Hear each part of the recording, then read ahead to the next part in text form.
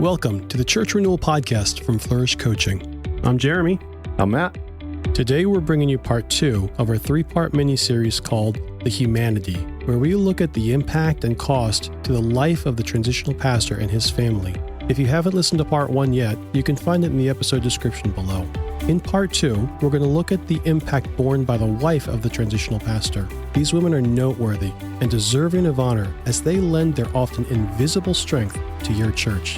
To them we say a very deeply felt thank you. Well, hello, dear listener, and welcome back to the Church Renewal Podcast. I am Jeremy, and I'm sitting here across the table, actually, from Matt Bowling. Matt, how are you? All right, how are you? Wonderful. That walk in the sun was really good. It was really good. That was really, really good.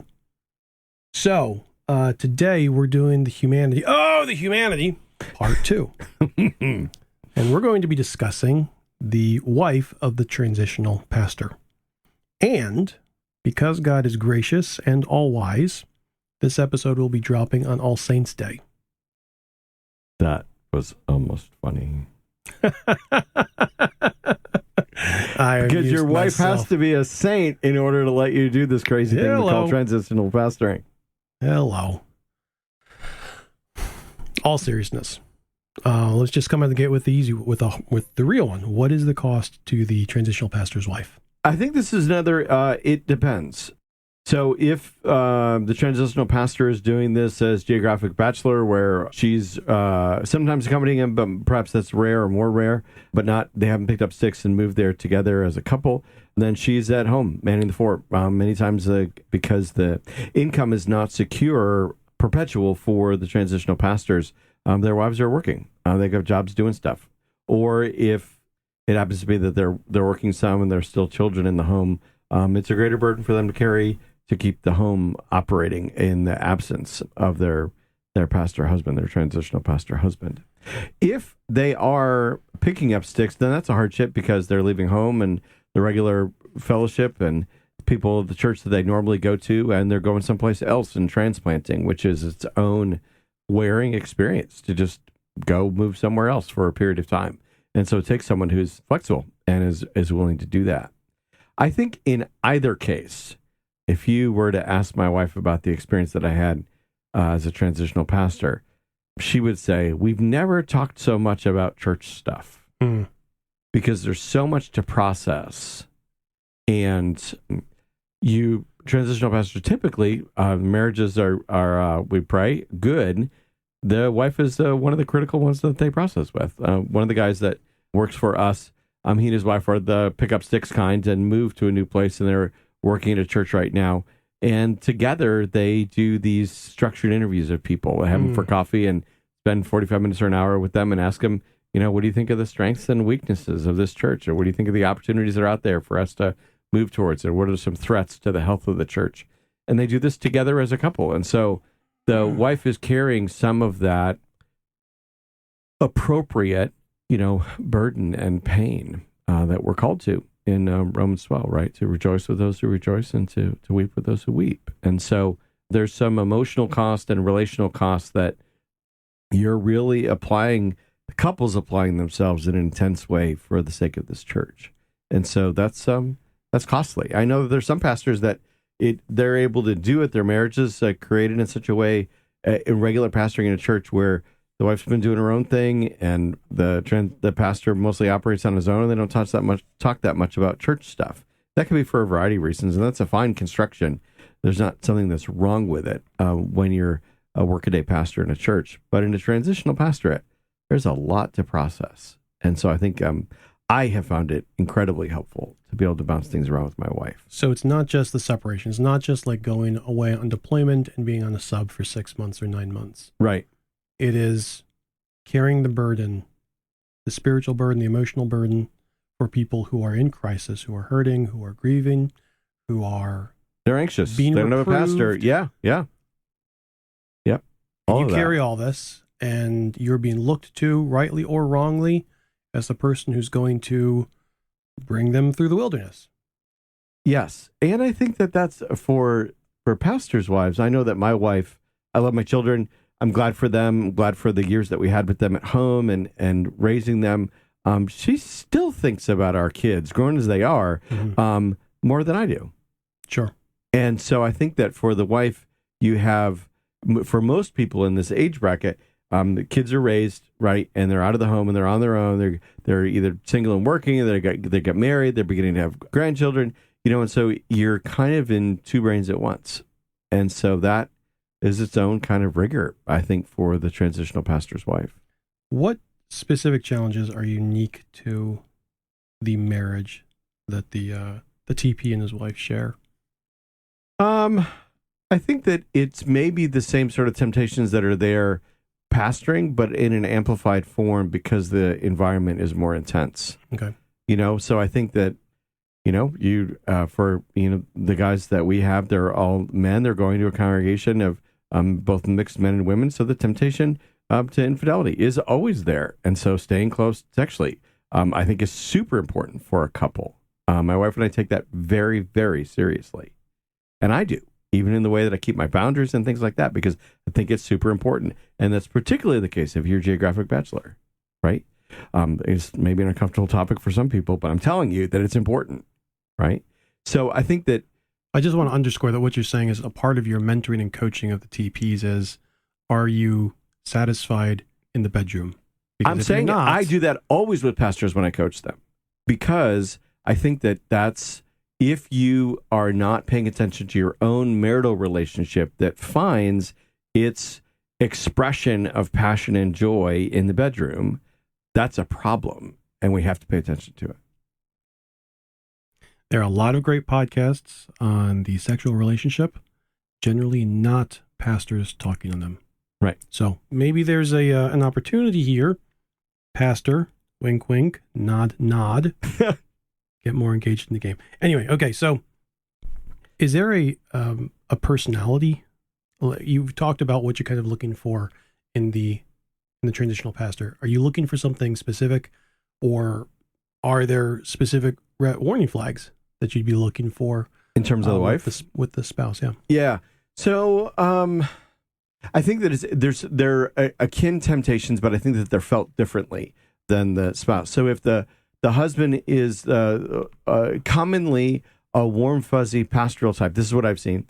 A warm, fuzzy pastoral type tends to be married to more of an actual factual wife. Mm-hmm. So if you have who's maybe more process oriented or more to the point, more direct, and that in a healer type situation, I think can be actually good because they make a great pair. Mm-hmm. It can be really helpful for the husband who is facing a difficult conversation, and that's not his greatest strength, to have a wife there that's just like, okay, let's think it through. I'll work it with you. I know you care about people's feelings, and that's really important, but this conversation needs to happen. So let's pray together and let's think through how to do it, right? And so she's a great partner in that. I think that the non-attachment to people, if the pastor is more of an actual factual like me, right? They're more process-oriented, they're more goal-oriented. And my wife has more persisting relationships with people in the churches that I pastored than I do, because she is the more warm fuzzy of the two of us. My wife can make a tree talk. It is her second nature to make people feel comfortable. For somebody like her, I think a challenge could be, for somebody like my wife, now I did this geographic bachelor, so this wasn't a challenge for the church that I was the transitional pastor of, but you when the main goal is not new long-term relationships with people in the church, I think that can be painful. It can actually feel transactional for someone like my wife. Mm. And so that's a danger you just sort of have to insulate yourself from. These are temporary friends. Some of them, a few of them may end up as long-term friends, but they're temporary friends, and you kind of have to constitutionally be okay with that. Know that going in and not be overly hurt that they're temporary friends. So in some ways, again, I'm here in Maryland where we're surrounded by military. Right. I hear a lot from the military wives about what it's like to be a military wife in base housing. This is temporary pastor wife and temporary pastor wife housing. Yep. Except instead of being surrounded by other military wives, you're surrounded by either your home church or your family or your support network, which in some ways can insulate you from the critique or the displeasure that the congregation may be experiencing towards your husband, Right. which is something that I think a lot of pastors' wives do have to face and For sure. deal with. On the other hand, it also leaves you feeling undernurtured, underfed, underconnected, isolated. Yeah. You said something a little bit earlier that I think is super, super important. You said support network. And I think that that is an absolutely essential aspect of doing this kind of work for both husband and wife. Mm-hmm. I think the husband needs that concentrated time to be able to talk to his wife and bounce things around. She needs the time and space to have and to have a network that she connects to support her. We provide as an organization, me in terms of coaching the transitional pastors, we provide support for them. But I fully expect that transitional pastors got more counselors than me. Mm-hmm. I may be a wise counselor, but I'm only one wise counselor. And many times we need multiple ones. And in various situations, one of the great gifts of my life is that if I'm facing something, I go, oh, this guy that I know, I bet he'd have wisdom on that. I'm going to reach out to him. And so having that ability to reach out to a network, I think is really critical. I'm privileged to be on the prayer list of a guy who's a transitional pastor. Okay. And I think that's also an essential thing, is to have a group of people who you are close to and that you trust. One of the guys that I have, his prayer network, one of the guys on my roster, one of his prayer network is made up to some degree of people in previous churches where he's worked, who know the rigor of the work and they know the challenge of it. And they're have already really demonstrated the care for him. And exactly. For his family. And so I think having a prayer group, some of the guys just organically who are in the PCA world just collected themselves into a peer group and they talk once a month, right? And I think that that's also a very important kind of thing, is that you have the support that you need for a very challenging task. If they're PCA in the South, that peer group probably meets at the pier. That was a bad joke. Sorry, that was a dad joke. I don't apologize for that. I have earned the right to say dad jokes. Yeah.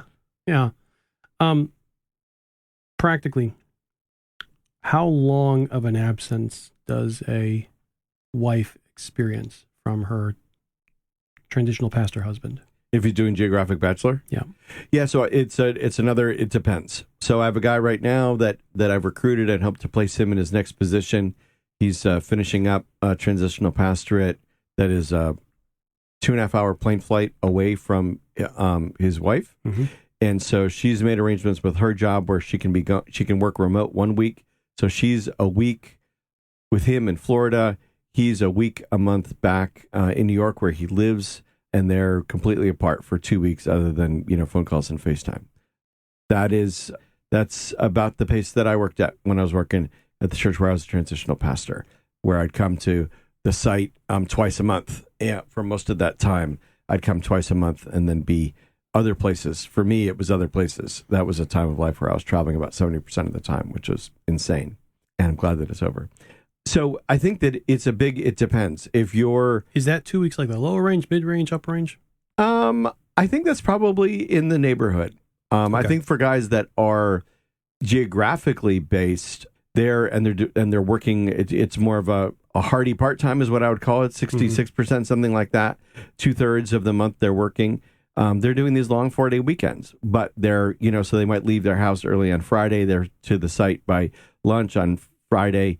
They work through the weekend to maybe lunch on Monday or dinner on Monday, and then they drive home and they sleep in their own bed, Lord willing, with their spouse Monday night, Tuesday night, Wednesday night, Thursday night. So 4 nights in their bed, and then they repeat it.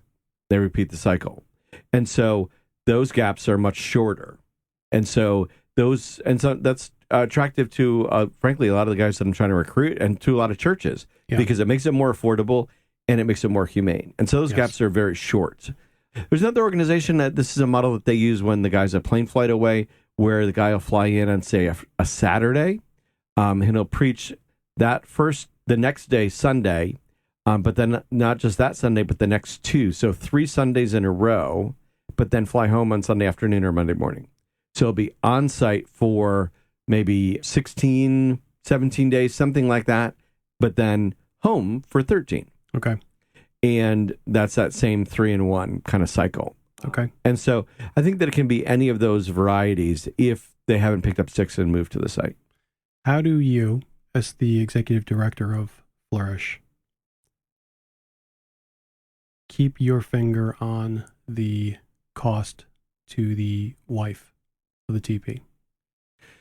Yeah, it's primarily, so I do two things. One is I make visits. Anybody that I coach, I make visits. I want to meet their spouse. I want to see how they're doing. And so to the best degree that it's possible for me, I want to try and do that. I want to lay eyes on them and see how they're actually doing. And so I try and make a site visit. Anybody that I'm coaching, including transitional pastor, I try and actually visit on site with them once a year. And ideally, that also involves the wife. But I'm also coaching the pastor, and I'm asking him. The first question, anybody who knows has been coached by me, the first question that I ask in any coaching conversation is, how's your life? And that's purposefully broad because I want to see the first thing that comes into his head and see what's going on. And so I'm trying to ask the guys who are working for us, how's things in your marriage? How are things going? Is this working for your wife? What kind of support, So I'm trying to be there for them, just like I would be if I was coaching a pastor. Right. Because I think it's Scazzaro that says, it's Scazzaro. He says, Pete Scazzaro, we can link to this, that pastoring good pastoring finds its fruits, finds its first impulse in the joy and the enjoyment of your own marriage. And so you minister, the way he puts it, the simple is, you minister out of your marriage. And so if we don't pay attention to the marriages of the transitional pastors, then that's putting the whole thing at risk. That's what we try and do. Jeremy's currently writing, so we don't forget to actually link to that Scazzaro piece. That's right. Hopefully you can hear that writing. Sounds like this. Scritchy, scratchy, scritchy, scratchy, scratchy, scritchy. And thankfully, his son has his decoder ring for the mostly blind guy to be able to actually read his writing. Sharpie on legal pad without being able to see what I'm writing. It's a lot of muscle memory and prayer. All right, I think this is the last question for this episode, which is fine because we're already at 15 minutes. What is the most surprising feedback that you've received from the wife of a transitional pastor?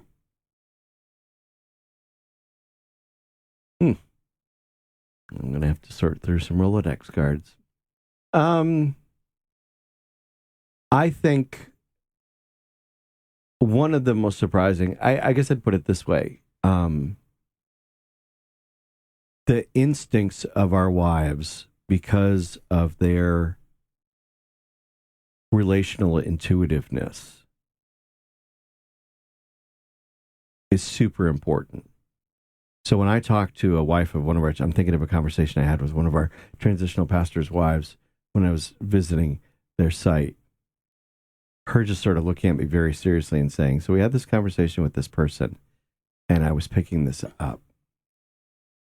And I think that ability to intuitively pick up on stuff that is non-obvious is critical. Even though I did geographical bachelor, my wife came with me a time or two to where I was working, and her insights were money. They were absolutely money. And so I think that the feedback is universally, this is hard, this is challenging, it's the hardest thing that we've done. So I think that that's sort of universal, but not surprising. But I think that the surprising is kind of the pickups on pain and a relational strain. Mm-hmm. Maybe after we do this some more, I'll have more stories like that. I hope not. Yeah. I'm sure you will. Yeah. I was going to end with that question, but let me throw this one at you. Your bride cannot be with us for this recording. Yeah. However, you've known her for a long time. Yep. If she were here, what advice would she give to either a prospective transitional pastor or to the wife of a candidate that you're about to place? Yeah, I think particularly because we faced the geographical was we had to work hard because your daily contact is a phone call or a FaceTime, right? And some texts and maybe an occasional, Hail Mary phone call, we had a leak or whatever, I need your help, right? Is carving out dedicated time to stay connected. I think that's the biggest advice that she would give, is that we had to work at that. And she would say that is don't just because Julian and I have known each other for over 30 years. We have a good relationship. But despite all of that, gotta carve out the time, particularly if you're geographic. I think that if you're in the mix of it all the time, and my wife, we run this tension now because my life as executive director is exceedingly busy. Mm-hmm. And I'm juggling multiple situations at once, coaching transitional pastors, coaching pastors, dialoguing with prospective clients, right? So I'm juggling 35 things at a time, literally juggling 35 things at a time. Sometimes my wife and I just have to say, all right, we're done talking about work. Yeah. Let's talk about what we're going to do this weekend. Let's talk about, our son's wedding and what our hopes are for that, or our daughter, and make sure that we're aligned on calendars so you can be at her next gymnastics meet, right? And so I think that while I think the transitional pastor needs his wife as a substantive dialogue partner, they need more than dialoguing about the church for the relationship to be happy and fruitful and be able to bear up over doing more than once. There's got to be more to them than just this work that they're doing. Well, I haven't met your wife. I'm looking forward to hopefully meeting her sometime. Me too. And she's awesome. I do wish that this is particularly important to me because I care for my bride very deeply. I know the burden that she has carried through my time serving as a pastor and in ministry. And I know my wife's, she's my heart. I know my wife's heart for the women who serve behind the men that God has called to lead. And I want to do everything that I can to not just highlight, but give voice to the burden that they are carrying. Because much like motherhood, it is an absolute labor of love. Absolutely, and, for sure. I don't think enough can be said about them. So yeah, it was a bad dad jokes about All Saints Day, but I was actually tickled when I saw it on the calendar, and it said it is worth saying thank you. So to all the wives out there who back up a pastor, who back up a transitional pastor, thank you. Thank you. Thank you very, very much. Matt, thank you for this time. Quite welcome. We're so over time that I'll just stop it here. Bye-bye. Thanks for listening to the Church Renewal podcast from Flourish Coaching. Flourish exists to set ministry leaders free to be effective wherever God has called them. We believe that there's only one fully sufficient reason that this day dawned. Jesus is still gathering his people, and he's using his church to do it. When pastors or churches feel stuck, our team of coaches refresh their hope in the gospel and help them clarify their strategy.